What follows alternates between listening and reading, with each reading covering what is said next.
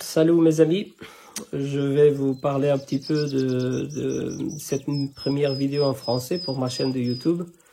Ce n'est pas du tout mon objectif d'avoir beaucoup de subscriptions sur la chaîne.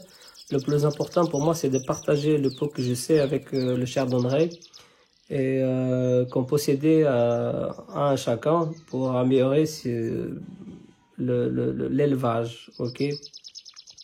Le thème d'aujourd'hui, ça sera les préventives. Il y a beaucoup de monde, des éleveurs qui parlent tout le temps.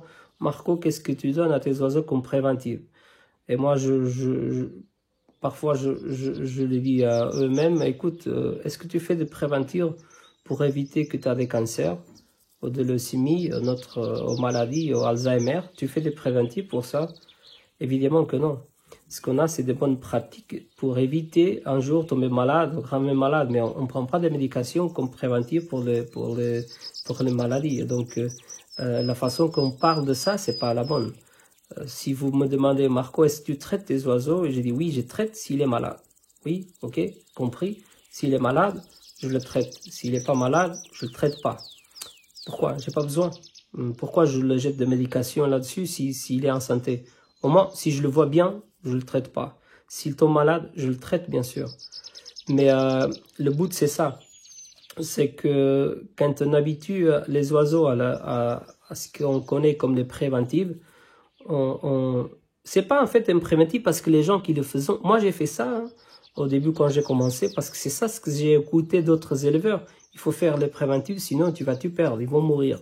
Et ça m'a fait beaucoup de confusion dans ma tête et je dis toujours, ah merde, mais si je dois donner plusieurs choses, maintenir les oiseaux comme ça, je suis mort parce que le jour que je sors dehors à travailler, ils vont tous mourir. Hein.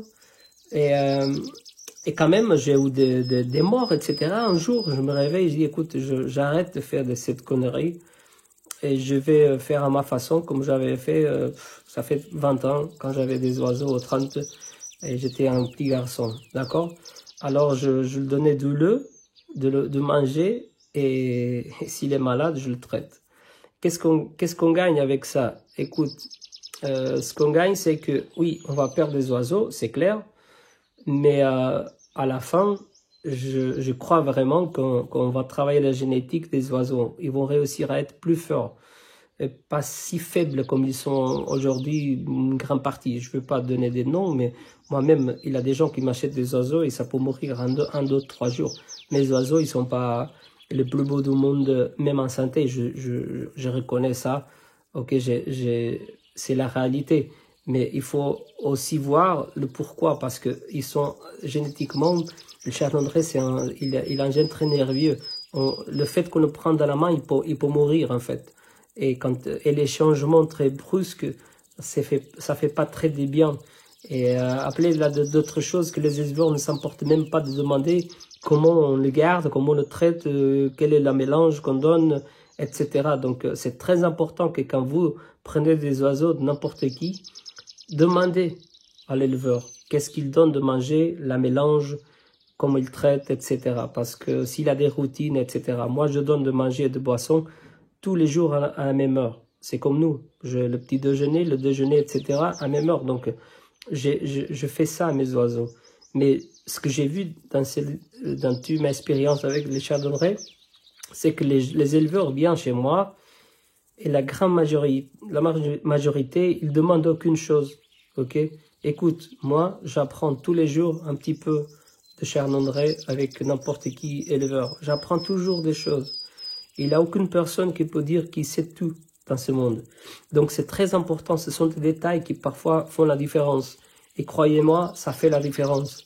Quand vous demandez à l'éleveur comment il les traite, comment il y a les oiseaux, qu'est-ce qu'ils mangent, etc. D'accord?